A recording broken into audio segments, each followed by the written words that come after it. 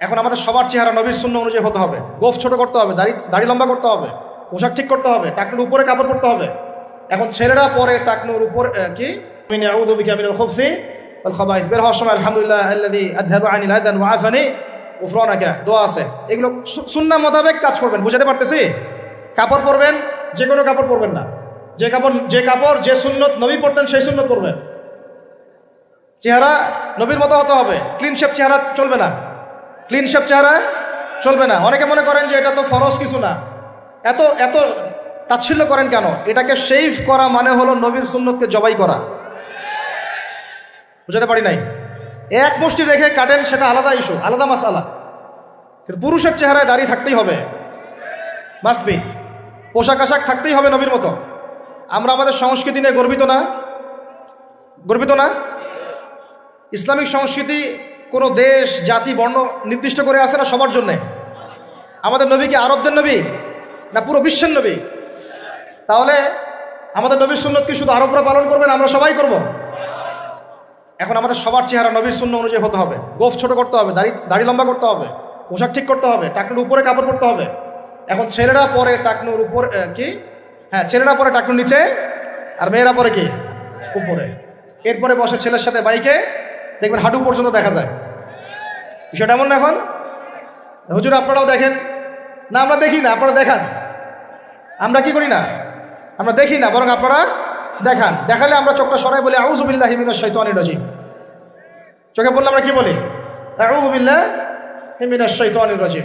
এখন আসেন, আমাদের পোশাক আশাক, কথাবার্তা, চলাফেরা, আমল, খাওয়া, ঘুম, ব্যবসা বাণিজ্য যা আছে, রাজনীতি, অর্থনীতি, সমাজনীতি, সব কিছু নবীর সুন্নাহ মাফিক ঢেলে সাজাইতে হবে। রাজি কিনা?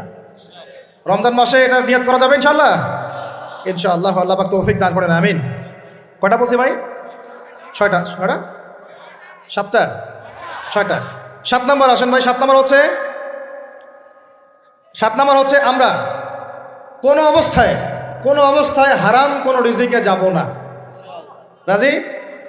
রোজা রাখতেছেন, ইবাদত করতেছেন, নামাজ পড়তেছেন, তারাবি পড়বেন, অনেক কিছু করবেন। এবার এদিকে রিজিকে সুদ, এদিকে রিজিকে ঘুষ, রিজিকে এখানে দুর্নীতি, এখানে করাপশন, এখানে মাপে কম দেওয়া, একটা ইবাদতও কবুল হবে না। হারাম রিজিক থাকলে বিশ্বাস করেন, আমি এমনি কথা বলতেছি না। নবী সাল্লাল্লাহু আলাইহি ওয়াসাল্লাম বলেছেন ইন্নাল্লাহা তাইয়্যিব লা ইউকবালু ইল্লা তাইয়্যিব। আল্লাহ পবিত্র, আল্লাহ পবিত্র ছাড়া গ্রহণ করেন না, কবুল করেন না। মুসাফিরের দোয়া আল্লাহ ফিরাই দেন না। সেই মুসাফির যদি হারাম খায়, সেই দোয়াও কবুল হচ্ছে না।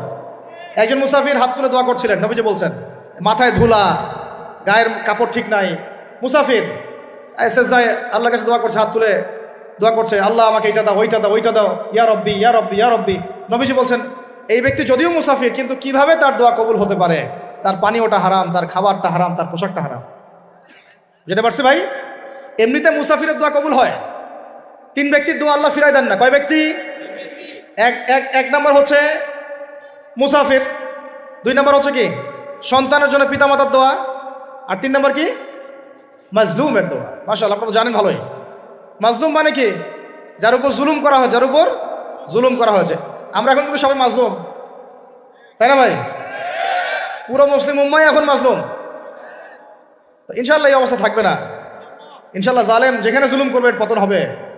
সমস্ত জালেমদের পতন বিশ্ব থেকে হবে ইনশাআল্লাহ। এটা সময়ের ব্যাপার। কিসের ব্যাপার? আল্লাহ পাক পরীক্ষা করছেন আমাদেরকে। সন্তানের জন্য পিতামাতার দোয়া এবং মুসাফিরের দোয়া। কিন্তু যদি রিজিক হারাম হয় তাহলে হবে না। তাহলে আমাদের নসিহত নাম্বার কত? এটা 7। আমরা কোনো অবস্থায় হারাম রিজিকে সম্পৃক্ত হব না। রোজা রেখে তো মোটেই না। এবং এটা চর্চা করবো যাতে করে আমরা হারাম থেকে বেঁচে থাকতে পারি। ঠিক আছে ভাই? 8 নাম্বার হচ্ছে আমরা রমজান মাসে সবার জাকাতগুলো দিয়ে দিব ইনশাআল্লাহ। জাকাত যাদের ফরজ হয়েছে আল্লাহর রাস্তায় জাকাত দিয়ে দেন। জাকাত দিবেন না, এটাও জাহান্নামে যাওয়ার অন্যতম কারণ। ওই সম্পদগুলোকে এভাবে গলানো হবে, গলিয়ে মুখে, গালে, পার্শ্বদেশে, চামড়ায় লাগিয়ে দেওয়া হবে। নাউজুবিল্লাহ। সূরা তাওবায় আছে এটা। কোন সূরায়? তাওবায়। জাকাত দিতে হবে। কেউ যদি জাকাতকে অস্বীকার করে সে কাফের হয়ে যাবে। কেউ যদি জাকাতকে অস্বীকার করে কি হয়ে যাবে? কাফের হয়ে যাবে। কেউ যদি মনে করে নামাজ ফরজ, নামাজ মানি, জাকাত মানি না, কি হয়ে যাবে? কাফের হয়ে যাবে। এখন আমার কথা হচ্ছে ইসলামী অর্থনীতির মূল ভিত্তি হচ্ছে জাকাত। জাকাত যদি ঠিকঠাক মতো দিতেন, বাংলাদেশে একটা দরিদ্র মানুষও খুঁজে পাওয়া যাইত না। এটা গাল গল্প না, এটাই বাস্তবতা। কিন্তু আমরা সেটা বাস্তবায়ন করতে পারি নাই, পারছি না।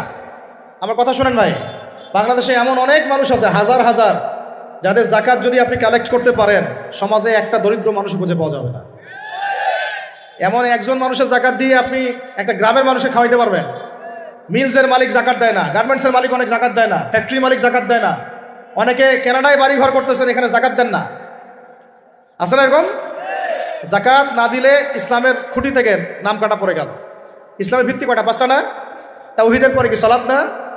সালাতের পরেই কি জাকাত, তারপরে না রমাদান এবং হজ, তাই না বিষয়টা? আল্লাহ পাক আমাদেরকে ইসলামের এই 5টা পিলারের অন্যতম পিলার জাকাতের উপর আমল করার তৌফিক দান করেন। কয়টা বললাম ভাই? 8টা। 9 নম্বর হচ্ছে জাকাত যাদের ফরজ হয় না। আচ্ছা, জাকাত সম্পর্কে 2টা কথা। জাকাত কিন্তু সোনারও জাকাত আসে, রূপারও জাকাত আসে, এই গবাদি পশুরও জাকাত আসে, আবার কৃষি জমিরও কিন্তু জাকাত আসে। কৃষি জমির ফসলের কি হয়? জাকাত আসে, ওটাকে ওসর বলা হয়। আমরা অনেকে এটা জানিও না। ওলামায়ে কেরামদের সাথে পরামর্শ করবেন, আপনার সম্পদের জাকাত আসছে কি না, এটা নিসাব পরিমাণ হলে বের করে ফেলতে হবে। আল্লাহ পাক আমাদেরকে জাকাতগুলো বের করার তৌফিক দান করেন। আচ্ছা, আর জাকাত দিবেন এমন জায়গায় যেখানে দিলে দিনের খেদমত হচ্ছে। ইন্নামা সাদাকাতু লিল ফুকারা ওয়াল মাসাকিন ওয়াল আমিলিনা আলাইহা ওয়াল মুআল্লাফাতি কুলুবুহুম, আয়াত আছে না? ওয়া ফির রিকাব, এটা সূরা তাওবায় আছে না? সূরা তাওবার 60 নম্বর আয়াত। কত নম্বর? 60। সূরা তাওবার কত নম্বর? এই সূরার 60 নম্বর আয়াতে জাকাতের 8টা খাত বর্ণিত আছে। এই যে কোনো খাতে আপনি দিতে পারেন, তবে আমার পরামর্শ দিনের রাস্তায় ফি সাবিলিল্লাহ এগুলোতে জাকাত দিলে ভালো হবে, আত্মীয়দেরকে দিলে ভালো হবে, মিসকিনদেরকে দিলে ভালো হবে ইনশাআল্লাহ। আল্লাহ পাক তৌফিক দান করেন। তো এটা হলো 8। 9 নম্বর হচ্ছে 9 না 8? 8 শেষ হলো। 9 নম্বর। 9 নম্বর, জাকাত ছাড়াও আমরা বেশি বেশি দান সদকা করবো ইনশাআল্লাহ। রমজানে বেশি বেশি সদকা করবেন, বেশি বেশি সদকা। মানে সদাকার এমন ক্ষমতা আছে যে আপনার তাকদিরে মনে করেন একটা বিপদ লেখা আছে, মনে করেন তাকদিরে একটা বিপদ আছে, আপনি এখানে সদকা করছেন, এই সদাকার ওসিলাতে আল্লাহ পাক আপনার এই বিপদটা দূর করে দিতে পারেন।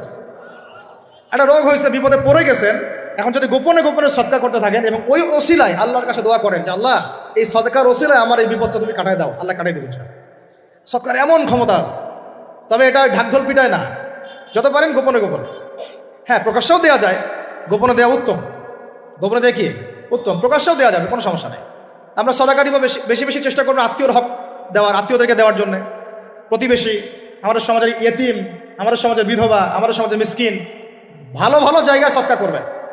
ঢাকা শহরে দেখা যায় অনেক সময় আমরা গাড়ি নিয়ে যাই, গাড়ির সামনে গ্লাসে নক করে টাকা যাচ্ছে, আল্লাহর ওয়াস্তে কিছু দেন। কে জানি হাদিসটা ভিক্ষুকদেরকে শিখাইছে। কোন হাদিস জানেন? যে আল্লাহর ওয়াস্তে কারো কাছে কিছু চাইলে ফিরাইতে হয় না। আল্লাহর ওয়াস্তে যদি কেউ আপনার কাছে কিছু চায়, যে আল্লাহর ওয়াস্তে ভাই আপনার কাছে আমি 10টা টাকা চাচ্ছি, থাকলে দেন, তাহলে এটা ফিরাইতে হয় না। বেচারা আল্লাহর ওয়াস্তে চাইছে, আমি ফিরাবো কেন? আল্লাহর দোহাই দিছে, তো প্রত্যেকটা ভিক্ষুক দেখবেন চায় আল্লাহর ওয়াস্তে দেন। সেটা নিয়ে গাঁজা খাক আর কি করে করবো, আল্লাহর ওয়াস্তেই চাচ্ছে। তো অনেক সময় দেখা যায় অনেক ভিক্ষুকের ফ্ল্যাট আছে ঢাকায়, কি আছে, আর আমরা ভাড়া থাকি, যারা দেই তারা ভাড়া থাকি, হয় ভিক্ষুকের ফ্ল্যাট আছে। সুবহানাল্লাহ। তো প্রতারণা যুক্ত, বোঝার বুদ্ধি নাই কোথায় দিলে ভালো হবে, এই জন্যে বাছাই করে করে সদকা করবেন, দিনই খাতগুলোতে বেশি সদকা করবেন। আল্লাহ পাক তৌফিক দান করবেন। আর সবচেয়ে ভালো হয়, আমার পরামর্শ, সবচেয়ে ভালো হচ্ছে আত্মীয়দেরকে দিবেন। এখানে আপনি 2টা নেকি পাবেন। কয়টা? এক, আত্মীয়র হক রক্ষা করলেন, হক আদায় করলেন, তার নেকি, সৎকা তো করলেন, এটার নেকি আছে। আবার আত্মীয়র সম্পর্ক বজায় রাখলেন, সুসম্পর্ক বজায় রাখলেন, এটা আরেকটা নেকি। আত্মীয়তার সম্পর্ক রক্ষা করা বিশাল ইবাদত। মানে এটা সিলাতুর রাহিম, এটা আল্লাহ পাকের আরশের সাথে ঝুলে থাকে। যে আত্মীয়তার সম্পর্ক রক্ষা করে আল্লাহ পাক তাকে রক্ষা করবেন। আত্মীয়তার সম্পর্ক যে নষ্ট করে দেয় আল্লাহ পাক এই কেটে ফেলবেন। এটা আত্মীয়তার সম্পর্ক নষ্ট করতে হয় না। আত্মীয়তার সম্পর্ক নষ্টকারী জান্নাতে যায় না। এটা না হাদিসটা ওস্তাদ?